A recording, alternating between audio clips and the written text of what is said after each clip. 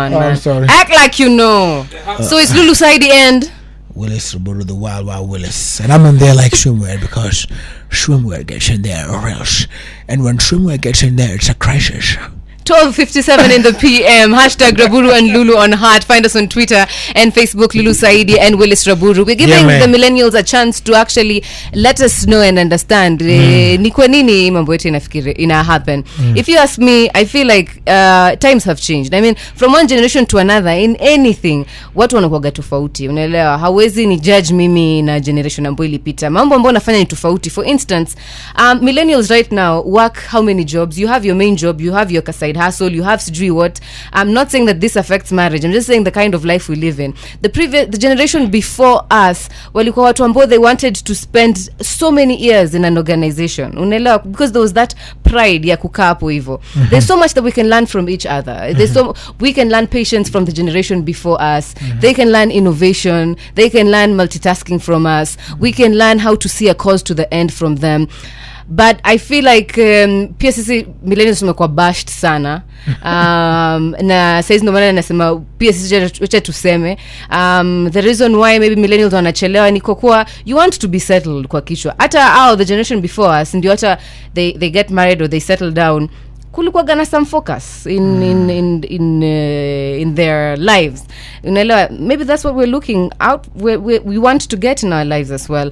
On haitaifika itafika mimi naamini na kama ngoja just ya mwisho kabla useme Mr. Wise Willis. Haina noma. Hawezi kuwa wewe mwenyewe ndo unajua if you are a settled person kwa kichwa ama you're not a settled person. Unaelewa? So there's no way unaweza sema that when you get married that's when you will be settled. Hiyo ni kupatia mtu mwingine mizigo yako. Hautakuwa settled. Hata kuna watu wameolewa sahi bado because you're learning new things every day. But this is the thing, settled ni akili. You are right that there is a certain frame of mind that you need to have when you're getting married because this is for the long haul. Easy trisex mujaribu na mchezo. So you should have it set in your mind that this is what you want to do. And it is a beautiful thing. What you should not do is to use excuses and what people have told you, especially if, and this is the problem with millennials, is they get advice from fellow millennials who are not in that bracket. Unacheki. Hata mimi si ati nimekaa sana pale. Ni just 1 year. Ndio utuache si millennials. Si ati 1 year in marriage. And you should be I think for you to offer marriage advice you should be there for at least 5 to 10 years. It's true. I agree with that. Yeah. So mimi nakwambia tu based on what I've heard the people who before me wamesema, based on what I'm experiencing, because there's never going to be a time when everything will be 100% correct. Never ever. Ukitaka kuruka kwenye maji ya ndoa, there is never going to be a time where the temperature is just right. Granted, there are some things that you have to have settled. You can't you need to find yourself a JLB. It's important. You need to know what you want to do with the maisha yako. But let it not be an excuse. And so maybe especially this is for the men. You need to have unajua sababu mzee unachukua msichana wenyewe bana, huyu ni mtu aliangaliwa vizuri na babake kuja kumharibia maisha yake. Mtu so lazima ukue uko tayari kwa provider. Number 1 na si provider ya sponsor.